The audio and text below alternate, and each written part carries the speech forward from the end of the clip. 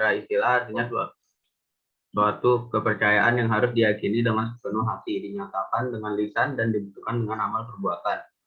Ibadah dan muamalah.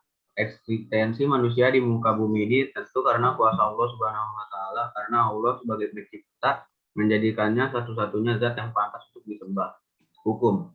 Hukum dalam Al-Quran berisikan kaidah-kaidah dan ketentuan dasar serta menyeluruh bagi umat manusia. Hukum ini dapat menjadikan hidup manusia menjadi lebih tentram, adil, dan sejahtera. Sejarah. Al-Quran mengungkapkan sejarah dan cerita masa lalu untuk dijadikan pelajaran, ibrah, bagi umat Islam. Pelajaran ini bisa menjadikan pedoman untuk menjalani kehidupan agar senantiasa diridhoi Allah Subhanahu wa taala. Selanjutnya ada struktur Al-Quran. Al-Quran terdiri dari 114 surat, 30 juz dan 6.236 ayat menurut riwayat Hafiz, 6.262 ayat menurut riwayat Ad-Dur, atau 6.214 ayat menurut riwayat Warisi. Secara umum Al-Quran terbagi menjadi riwayat Waris. Riwayat Waris. Secara Bukan umum Waris, Al-Quran terbagi Waris. Waris. Itu Waris.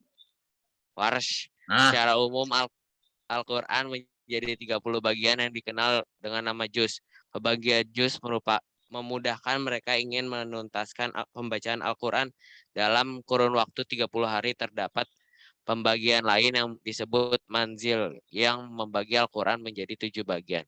Perbedaan ayat-ayat Makkiyah dan Madiniyah dari konteks. Pertama, kebanyakan ayat-ayat Makkiyah berisikan penetapan tauhid dan akidah yang benar, khususnya yang berkaitan dengan tauhid uluhiyah dan iman kepada hari kebangkitan, karena kebanyakan objek yang didakwahi mengingkari hal itu. Sedangkan ayat-ayat Madaniyah kebanyakan berisikan perincian masalah. Madaniyah kebanyakan berisikan perincian masalah ibadah dan muamalah, karena objek yang didakwahi sudah memiliki tauhid dan akidah yang benar, sehingga mereka membutuhkan perincian ibadah dan muamalah.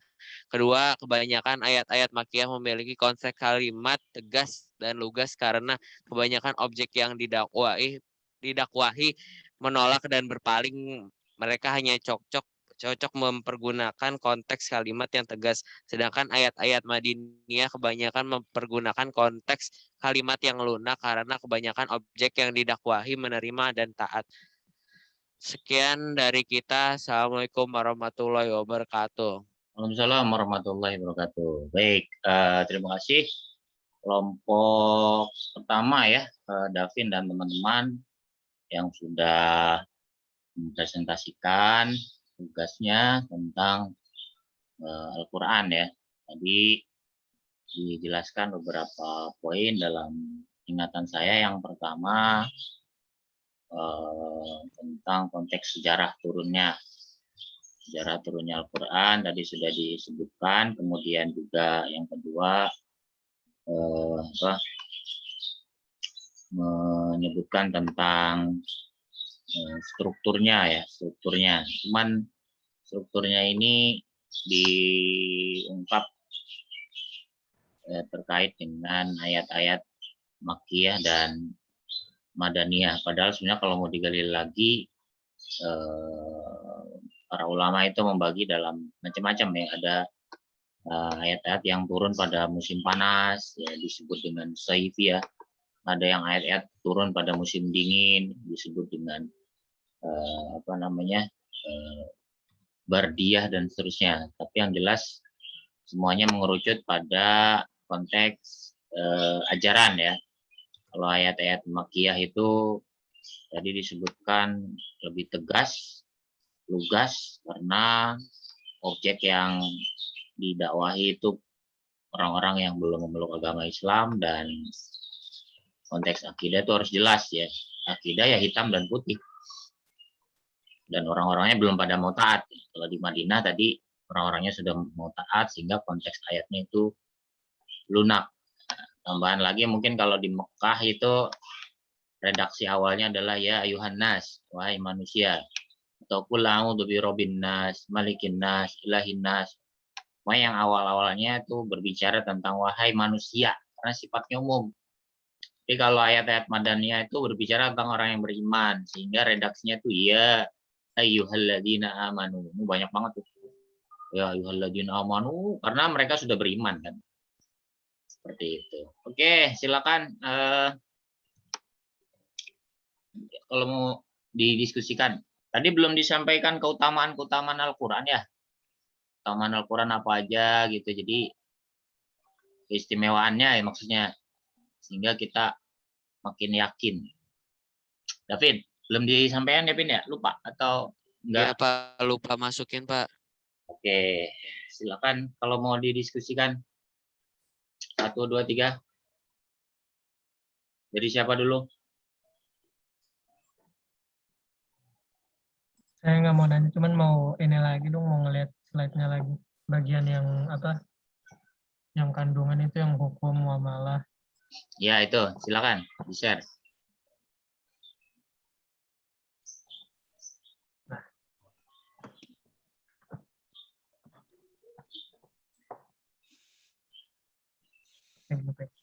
Ya. Yang mana, Pi? Nah, iya, udah.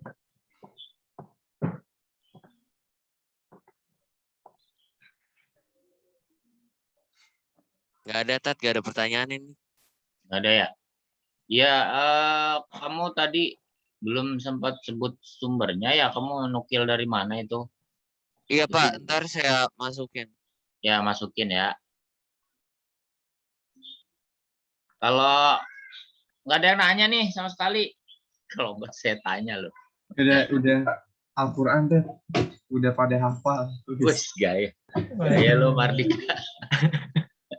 Gini.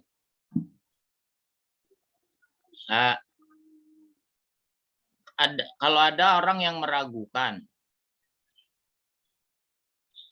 kenapa tadi kan kamu sebutkan ada Quran tertua ya?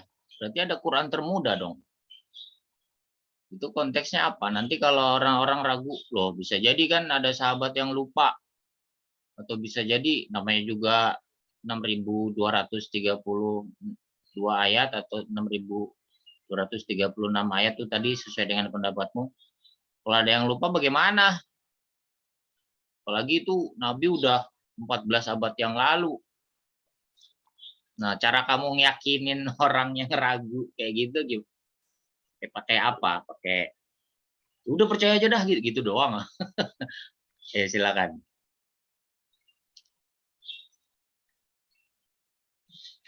Davin, jawab teman-temannya tuh suruh ngomong. Saya nggak ngerti Pak. Nggak ngerti. Yang lain selain Davin. Siapa? Dari. Bantuin Dar. Apa Pak? Itu apa-apa lagi ya. Mau konsennya kemana lagi? Kalau ada orang ragu, bisa jadi kan Al-Quran kan udah 14 abad yang lalu. Terus juga masa Utsman kan udah lama banget. Bisa jadi ada yang namanya ragu, namanya orang yang anti Al-Quran kan ada aja kan. Kamu mau jawab apa? Oh, jawab apa ya? Jawab apa ya? Ya apa? Cari di Google enak aja. Google bikinan orang. Google tuh baru tahun berapa adanya? Google tuh paling tahun-tahun berapa ya? 90-an, 1900 coba. Iya, Google tahun segituan. Sementara Nabi Muhammad tuh 571 Masehi. Ini 1900. Udah lama banget. Atau yang lain yang punya pendapat, kalau ada yang ragu, bisa aja namanya orang skripsi aja suka salah, coret-coret gitu ya. Apalagi ini Al-Quran, jumlah ayatnya banyak banget, ribuan. Kalau saya sih nggak mungkin salah, Tat. Karena banyak ayat yang rafi, Tat. Hafiz Qurannya, Tat. Jadi dia menjaga terus dari generasi ke generasi.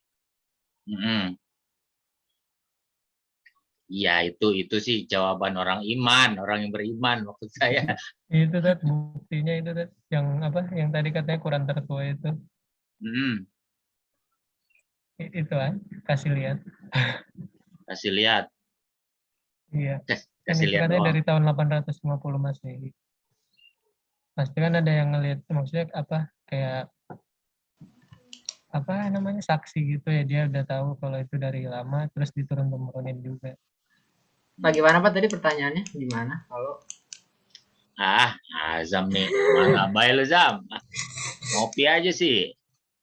Kalau ada yang ragu, tadi jawaban Raffi kan udah tinggal tengok aja tuh ke Turki, Quran tertua kan, bisa ngecek situ. Nama masalahnya kalau sama orang-orang ateis kan, orang-orang yang nggak percaya sama agama itu, mereka kan percayanya sama logika dan akal. Loh, udah umur 14 abad, terus gimana prosesnya sampai terjamin sampai sekarang?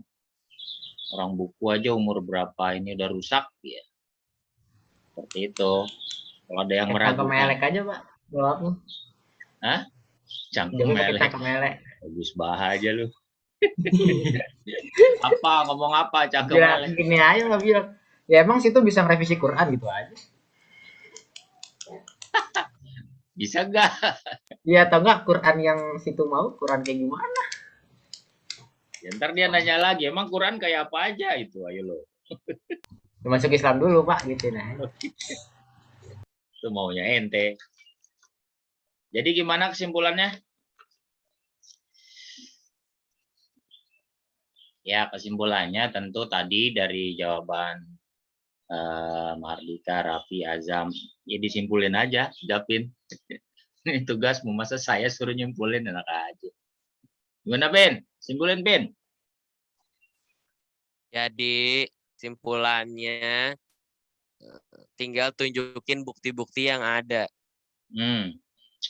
Ya, bukti-bukti itu ada bukti-bukti secara fisik, tadi Qurannya ada.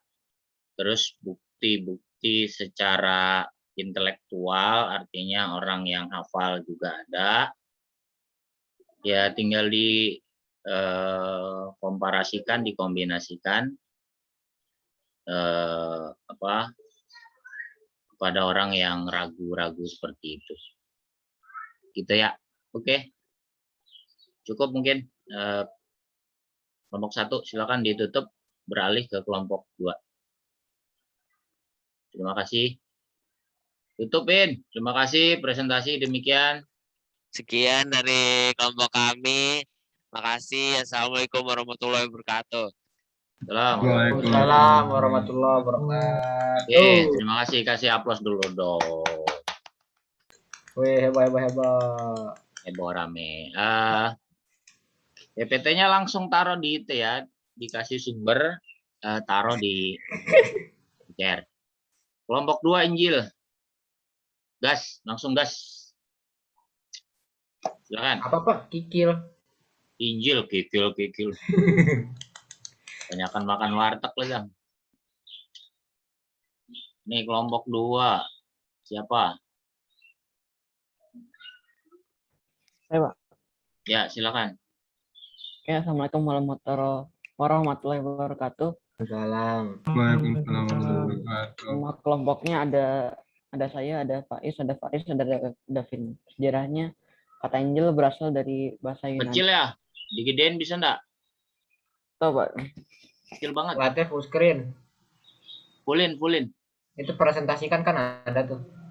Caranya gimana sih? Tuh yang samping bagikan. Samping bagikan itu loh. Bagikan. Nah, itu. Sebelahnya. Sebelahnya. Bukan dibagikan.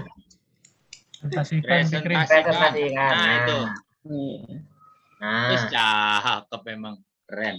Kata Injil berasal dari bahasa Yunani Evangelion yang berarti kabar baik. Dalam bahasa Inggris, Injil disebut juga dengan Gospel, yaitu merupakan penggabungan dari dua kata, yakni God dan spell yang bermakna ucapan Tuhan. Good spell. Berdasarkan hadis Nabi Muhammad SAW yang diriwayatkan Imam Tabrani dalam Al-Mujam Al-Habir, Injil diturunkan. Al-Mujam Al-Kabir. Imam Tabrani itu kitabnya Al-Mujam Al-Kabir. Kumpulan yang besar, hadis-hadis besar. Bukan Habir apaan. Injil Pak diturunkan itu ya. pada hari ke-13 Ramadan. Dalam riwayat lain disebutkan bahwa kitab Injil diturunkan pada hari ke-18 Ramadan 1050 tahun setelah turunnya kitab Zabur dan 482 tahun setelah kitab Taurat. Kitab Injil merupakan kitab yang diturunkan untuk kaum Nasrani. Kitab Injil pertama kali ditulis menggunakan bahasa Suryani, yaitu bahasa Aram Timur yang digunakan oleh mayoritas pemeluk agama Kristen di Suriah dan Timur Tengah.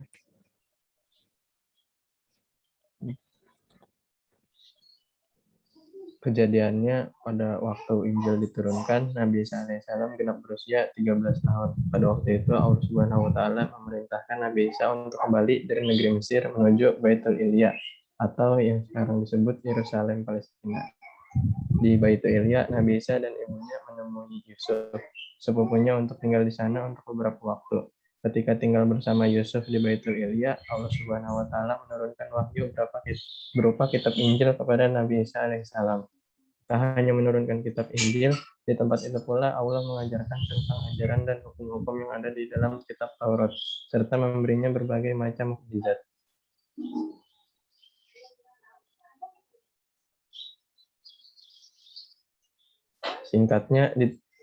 Singkatnya diturunkan kepada Nabi Isa alaihissalam untuk Bani Israel atau kaum Nasrani pada abad pertama Masehi di Baitul Ilya atau Yerusalem Palestina.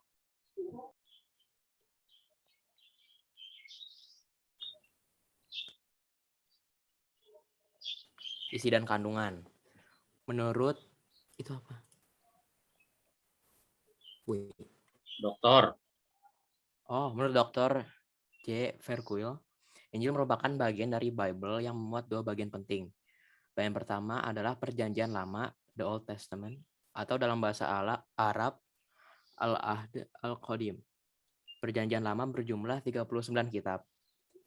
Bagian kedua adalah Perjanjian Baru, the New Testament, yang dalam bahasa Arab disebut dengan Al-Ahd Al-Jadid. Perjanjian Baru terdiri dari 27 kitab yang dimulai dari Injil Matius hingga Injil Yohanes. Jika digabungkan, Perjanjian Lama dan Perjanjian Baru berjumlah 66 kitab.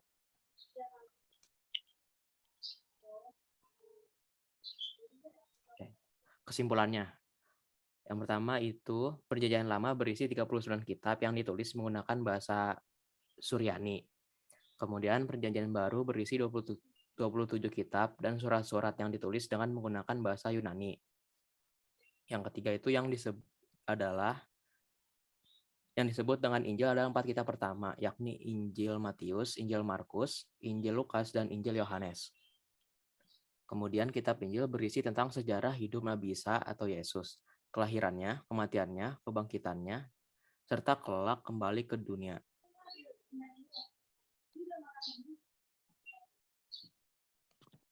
Menurut Islam, kitab Injil merupakan firman Allah yang diwahyukan kepada Nabi Isa alaihissalam. Berbeda dengan kitab Taurat yang berisi tentang ajaran dan hukum-hukum Allah, dan kitab Zabur yang berisi pujian dan doa-doa untuk mengagungkan Allah. Kitab Injil menurut agama Islam berisi tentang yang pertama, perintah untuk kembali mengesahkan Allah. Kedua, membenarkan keberadaan kitab yang terdahulu, Taurat dan Zabur. Ketiga, menghapus beberapa hukum dalam kitab Taurat yang sudah tidak berlaku. Dan yang terakhir, menjelaskan bahwa akan datang Rasul setelah Nabi Isa alaihissalam, yakni Nabi Muhammad SAW. Kitab Injil merupakan pedoman bagi pemeluk agama Nasrani yang berisi tentang ajaran untuk hidup dengan zuhud, menjauhi kerakusan dan ketamakan dunia. Ini referensinya.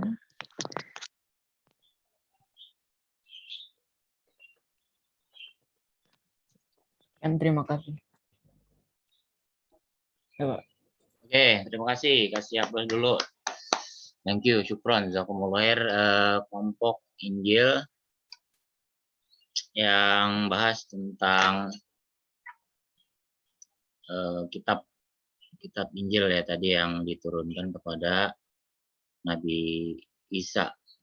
Kamu nggak ceritain ini ya Apakah Nabi Isa mati disalib atau apa, itu konflik seperti itu kan krusial juga di kalangan orang-orang Nasrani itu. Menganggapnya Nabi Isa itu mati disalib, padahal kalau dalam Islam Nabi Isa itu adalah barrafa'ahullahu ilaihi.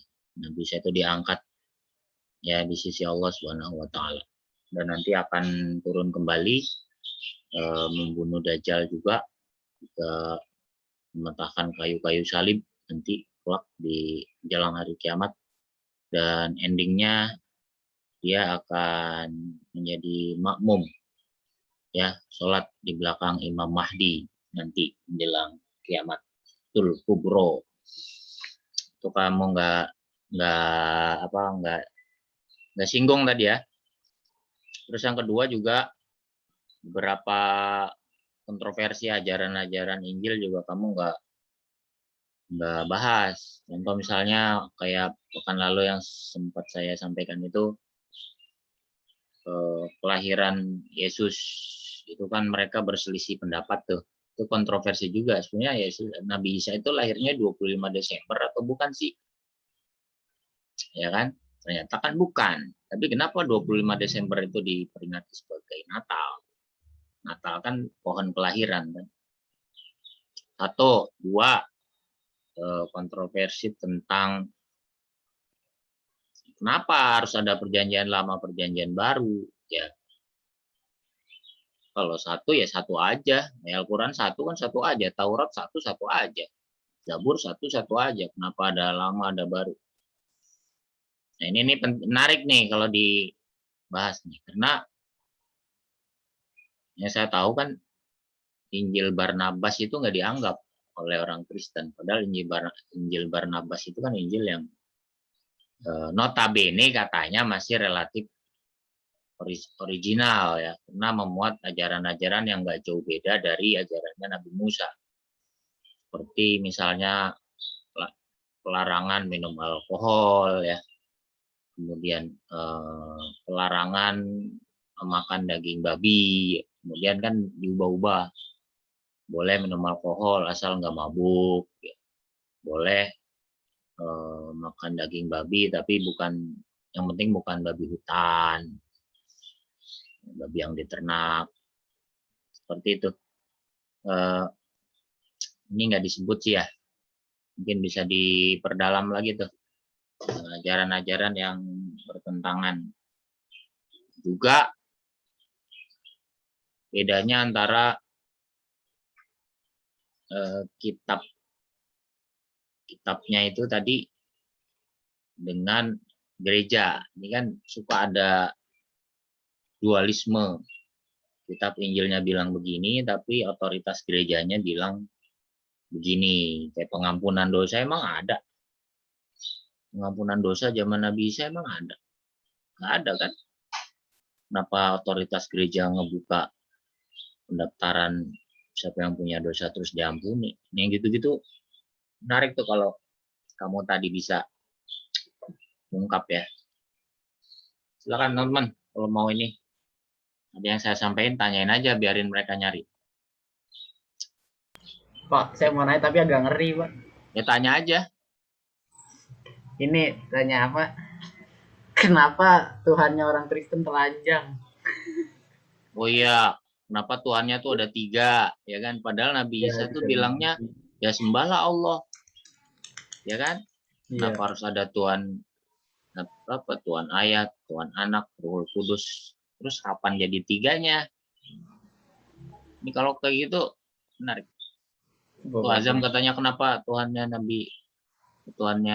orang Nasrani itu tidak menggunakan baju atau apa?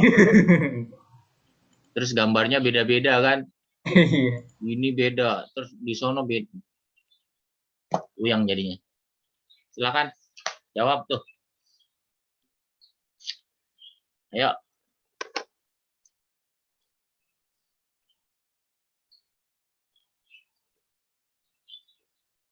Jangan lama itu Taurat bukan Pak. Tanya sama pematerinya. Masa tanya sama saya.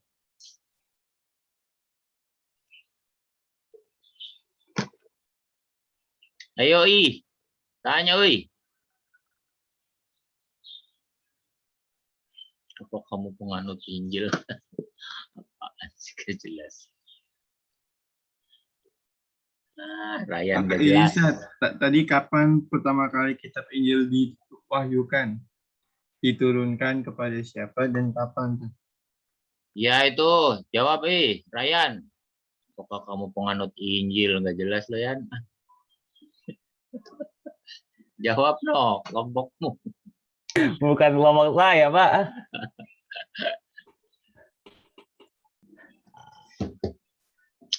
Kalau kalian apa ya, nggak nyuruh sih, cuman kalau untuk wawasan saya suka itu tuh, kan kadang ada debaters ya antara penginjil dan muslim ya. Wah, seru tuh. Seru lah pokoknya. Suka dengerin sambil nyari ini sampai baku hantam Pak yang seru. Enggak, itu kan live loh, live lagi ya. Sambil mau tidur dengerin aja. Lucu jadinya. Silakan itu jawab siapa tadi? Pertanyaan Mardika.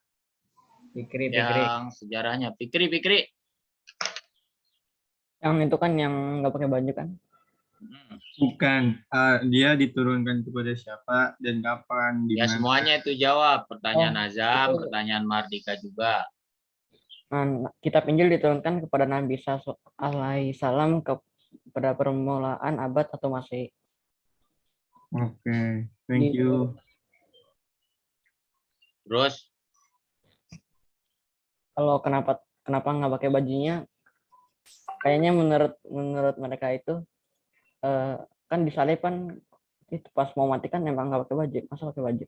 Bukan kan, katanya bukannya panas, gerah dia. Ngadep kiblat. Bukannya kekurangan kain waktu itu ya, makanya kagak pakai baju. nih rese nih ya. Kekurangan apa ya? Kekurangan kain. Tuhan ini miskin amat ya, kekurangan baju zaman sekarang. Astagfirullahaladzim. Coba ketik di itu Fikri di Google, mengapa Tuhannya tidak menggunakan pakaian gitu. Coba jawabannya apa? Apakah itu?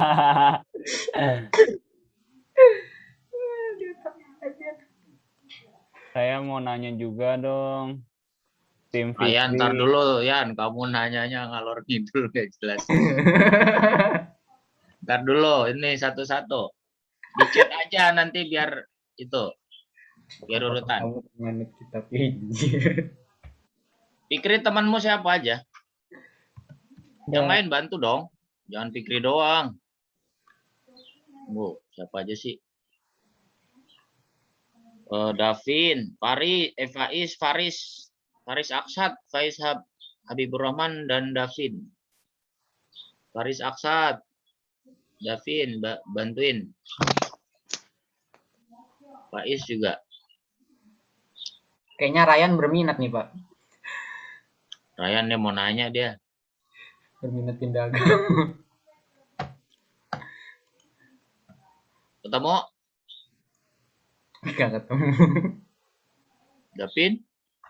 Kenapa itu setelahnya? Kalau David kelompok sebelumnya bukan Pak.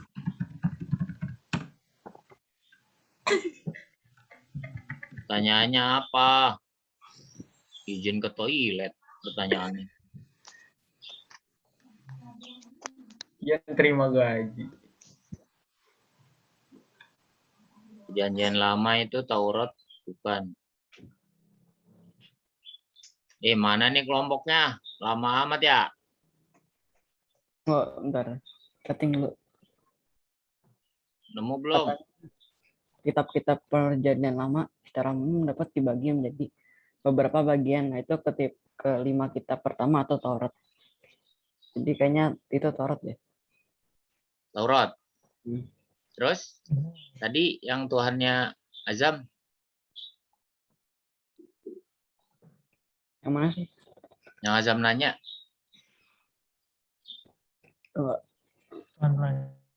Faiz, dapat guys. Faiz cari dong. Jangan Fikri doang. Ini kan kelompok, bukan sendiri. Adanya apa kamu tega? Kamu tega. Ayo Faiz.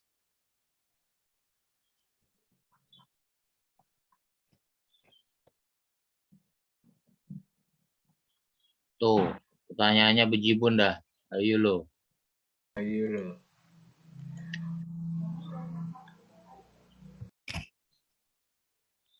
Ryan bertanya bikin puyeng.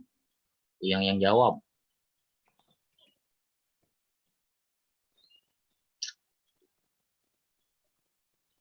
Atau mau bantu kelompok lain?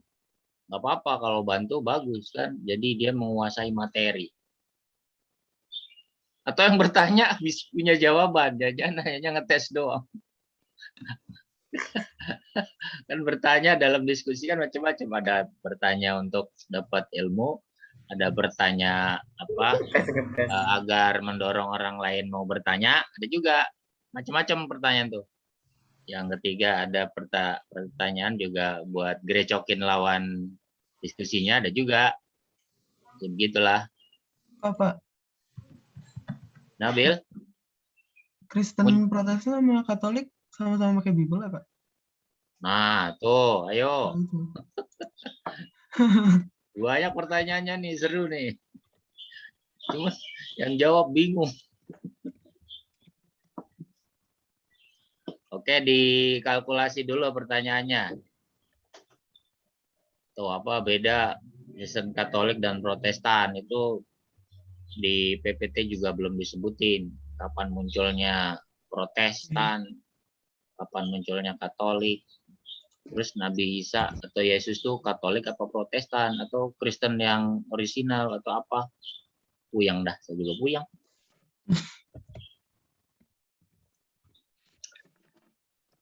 Faiz dan Muiz.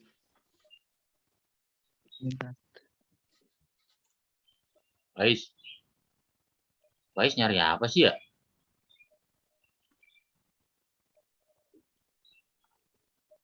Ryan, atuh aja nanya kayak orang nembak aja, banyak banget tembakannya. Dia penasaran, Pak. Saya curiga ntar penasaran dia malah masuk Kristen. Masuk iya. Waduh, itu mas. Di atas saja, nah itu mah. Gara-gara bahas kitab-kitab Injil dia masuk Kristen. Dapat cewek orang Injil ada. Yang dibaptis. Dapat Fikri. Agak nyari Fikri, malah bengong. La ilallah. Dapat Pak, yang Katolik sama Protestan. Ayo jawab. Ini tugas kelompok kalian, ayo. Pada mulanya Katolik dan Protestan berasal dari satu agama yang sama. Sampai akhirnya terdapat suatu peristiwa yang dikenal dengan reformasi gereja. Yang mengakibatkan Katolik terbagi menjadi dua, yaitu Katolik sendiri dan Protestan yang memisahkan diri. Terus kitabnya apa tadi ditanya oleh Nabil Faiz?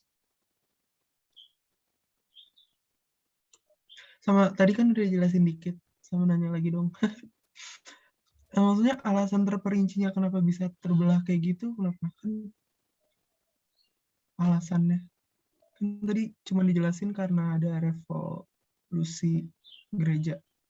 Nah, mungkinkah ada perjanjian atau lainnya sehingga jadi membelah kayak gitu, atau ada pertentangan antara satu pihak terus pelopornya siapa, misal ada pelopornya. Latar belakangnya adanya penyimpangan ajaran Kristen, terutama karena adanya praktik penjualan surat pengampunan dosa, korupsi yang dilakukan oleh uskup dan petinggi agama Kristen, dan adanya keinginan dari negara Eropa untuk membebaskan diri dari kepemimpinan Paus.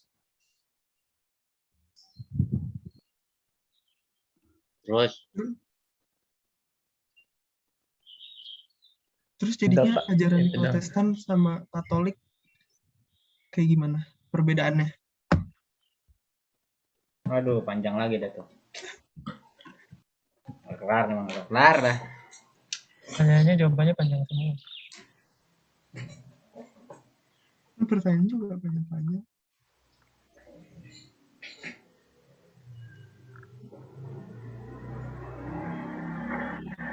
Habis ini apa ya? Habis Kristen ya? Zabur Taurat ya? Perbedaan Katolik dan Protestan yang pertama yaitu terletak pada pemahaman Alkitab, sedangkan umat Katolik sebaliknya tidak mendasarkan kepercayaan mereka pada Alkitab saja. Bersama dengan kitab suci, mereka juga terikat oleh tradisi Gereja Katolik Roma.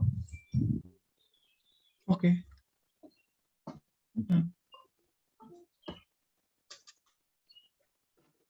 Thank you. Terus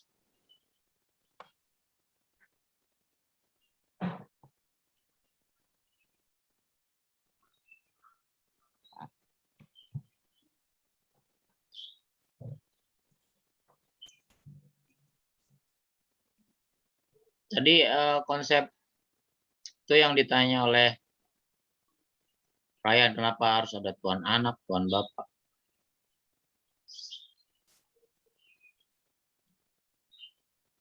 Nemu belum? Kelompok 2. Ayo, Faiz bantu dong, jangan diem aja. Faris juga. Pada nyari nggak sih? Bantuin, masa pikir doang yang ngomong.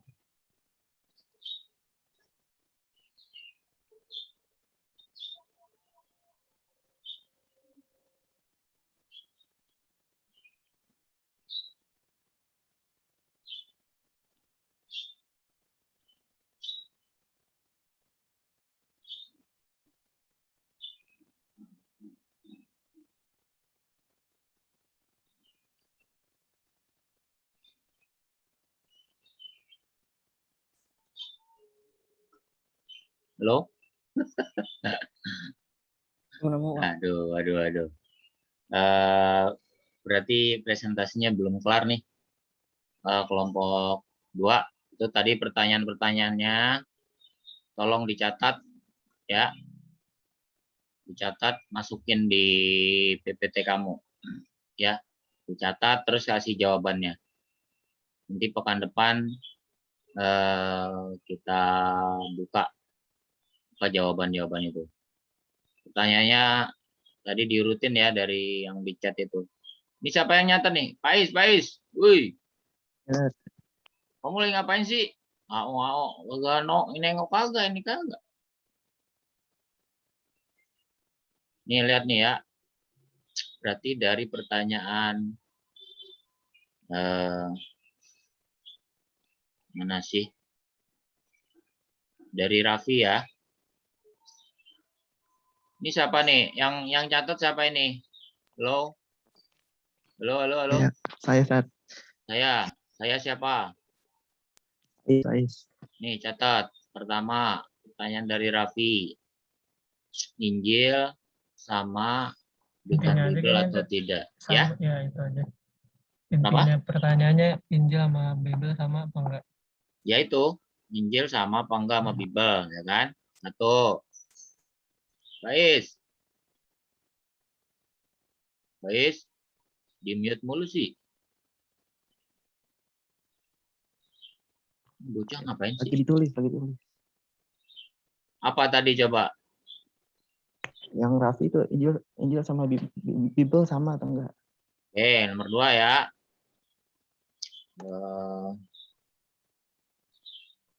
Azmi nanya apa sih ini? Azam. Tentang sifat fisik Tuhannya orang Nasrani itu. Tadi Azam nanya. Kenapa tidak berpakaian? Terus tadi pertanyaannya Azmi udah dijawab ya. Perjanjian lama itu kan Taurat. Terus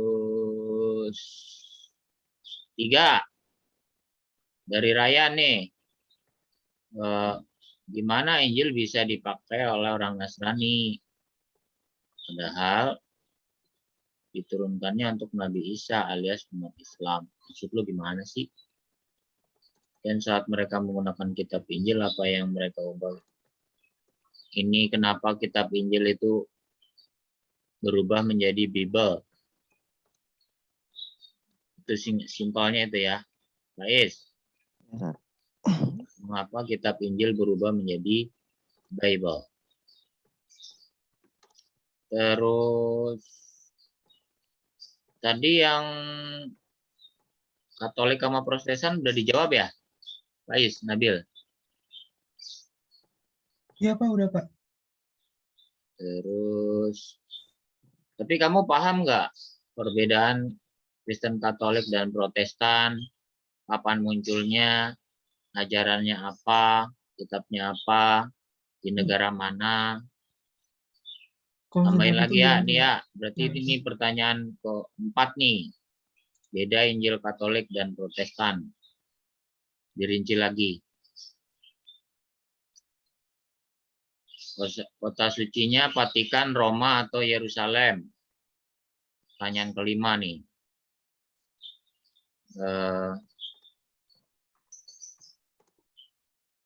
Kiblatnya mana? Kagak ada kiblat kan?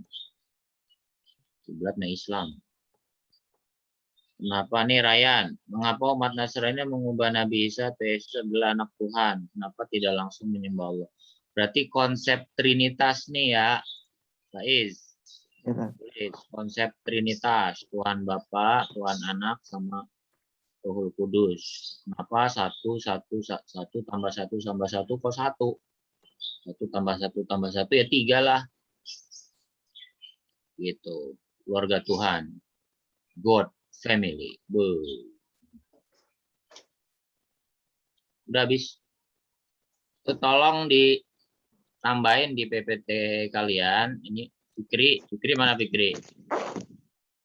Ya, ditambahin jawaban dari pertanyaan itu, nanti pekan depan kita pengen lihat lagi. Pengen lihat lagi jawaban-jawabannya. Isa dan Islam. Waduh, keren tuh. Ya, kamu caranya diringkes. Jangan satu website ditaruh-taruh. Baca aja di sini, baca aja di sini, baca aja di sini. Suruh baca doang. Diringkes ya. Oke, syukron. Terima kasih. Itu ada referensi tuh. Terima kasih Novel Zaki itu. Isa dan Islam. Jam nanya banyak banget kan itu yang ditanya, kasihan. Oke. Terima kasih ya kelompok 2 nih. Jadi nanti sebelum kelompok lain nanti presentasi ini kita pengen tahu jawaban dari kelompok 2 yang terangkum dalam tadi. Ada berapa pertanyaan, Faiz? Kamu catat ada berapa? Ada 5. Nah, ya itu 5 itu ditampilin dulu besok ya. Tahun depan insya Allah. Baru kelompok selanjutnya. Oke, terima kasih kelompok 2. Emang menarik nih kelompok 2. Banyak yang masih bingung ya. Karena ya memang seperti itu kondisinya. Oke, terima kasih. Sekarang lanjut kelompok 3. Masih ada waktu berapa ini? Habis ya? Nggak tahu. 10 menit lagi. 15 menit lagi Pak. 15 menit lagi. Oh, boleh, cukup lah. Zabur, silakan. Gas. Oke, Assalamualaikum warahmatullahi wabarakatuh. Kami dari kelompok 3, yaitu Kitab Zabur yang beranggotakan Nerves, Farel, Mahardika, dan Aditya. Coba kami presentasikan apa itu Kitab Zabur dari mulai kandungan, struktur, dan sejarahnya. Yang pertama, ada sejarah Kitab Zabur. Sejarah Kitab Zabur, Nabi Daud alaihissalam merupakan nabi pertama yang mendapatkan kitab suci bernama Zabur. Kitab suci ini diturunkan pada tahun kurang lebih 10 sebelum Masehi di wilayah Yerusalem dengan menggunakan bahasa Kipti. Dalam salah satu riwayat disebutkan bahwa kitab Zabur diturunkan di bulan Ramadan pada malam ke-12. Kitab Zabur diperuntukkan bagi kaum Nabi Daud alaihissalam. Zabur ini adalah kitab yang berisi kidung atau yang disebut Mazmur atau Qiraah yang diberikan Allah Subhanahu wa taala kepada Nabi Daud alaihissalam. Jarak diturunkannya kitab Zabur dari kitab Taurat ini sebanyak 482 tahun. Dan ini adalah kandungan, dan pada dasarnya itu kandungan pokok ajaran kitab Zabur berisi tentang zikir, nasihat, dan hikmah. Dan dia tidak memuat syariat atau perintah-perintah. Dan ini beberapa penguraiannya. Yang pertama tentang pujian dan penghormatan kepada kemuliaan Allah Subhanahu wa taala beserta sifat-sifatnya, nasihat-nasihat kebaikan, kisah para nabi Rasul yang akan datang, kisah tentang umat atau kaum terdahulu, ungkapan hidup Nabi Daud, permohonan ampun kepada Allah, sukacita yang dirasakan Nabi Daud, zikir dan doa. Kalau ada strukturnya, struktur kitab Zabur. Dalam ibadah Yahudi sepanjang tahun, kitab Mazmur atau Zabur yang terdiri dari 150 pasal itu dibagi menjadi 5 bagian atau jilid. Sesuai jumlah kitab Taurat, masing-masing jilid diakhiri dengan doksologi atau berkat. Kristen Ortodoks membaginya menjadi 20 katismata dalam ibadah tahunan. Apa sih? Iseng banget. Bagian ke-1 terdiri dari 41 mazmur, semua dipercayai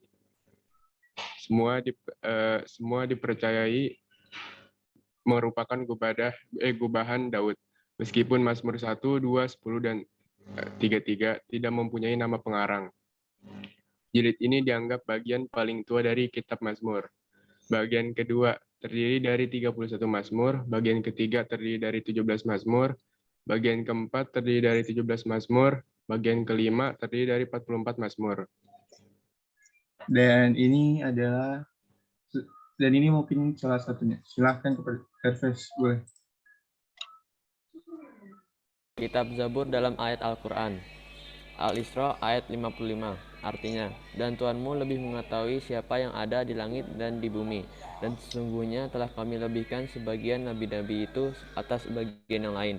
Dan kami berikan Zabur kepada Daud.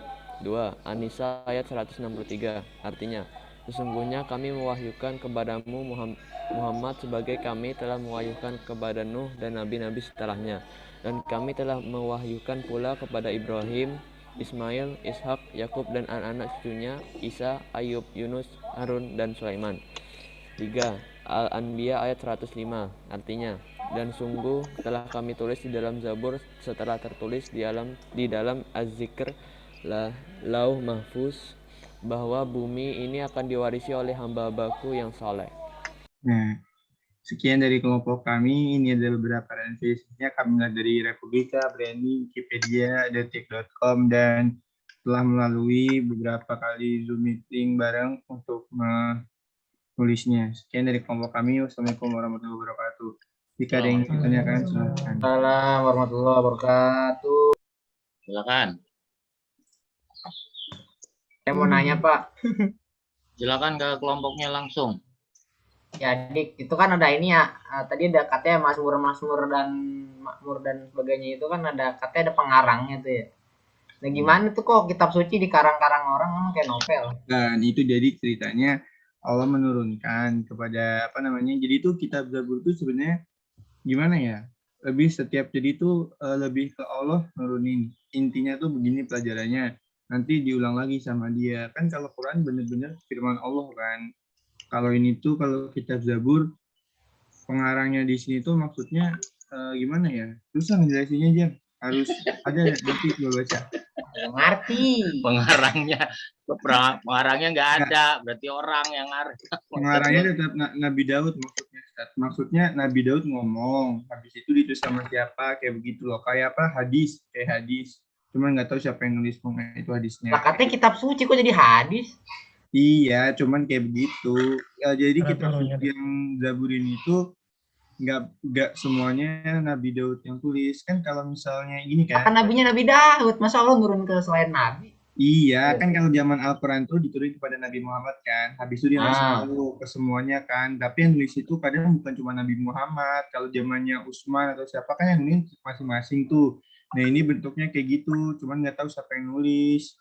Nabi Daud itu nggak langsung nulis apa yang diwahyukan Allah, tapi dia ini ngasih tahu ke teman-teman ke kaumnya, umatnya kayak gitu. Berarti yang bagian-bagian itu kamu dapat nggak? Bagian satu apa ada? Nah itu susah nyarinya. Kita cuma dapat itu doang. Nanti coba dicari. Coba ditulis apa tadi berarti pertanyaannya? Ya berarti itu tadi kan kamu sebutin bagian-bagiannya. Terus tadi Azam nanya, kok kita ada penulisnya, katanya dari Allah. Jadi ini lagi di review lagi ya. Oke. Tanya dong. Tuh rapi. Pokoknya yang bertanya nanti dilengkapin pekan depan, ditambahin di PPT-nya. Apa B? Dia ngelek. Dia ngelek. Enggak. Tadi ngelek. Kitab Zabur berarti sekarang masih ada atau enggak? Ada yang pakai atau enggak? Sebenarnya kalau misalnya tentang cerita-ceritanya masih ada mungkin 1-2 kayak ayatnya kalau di Al-Quran. Cuman kalau secara utuh itu mungkin susah dicarinya. Tapi mungkin masih ada.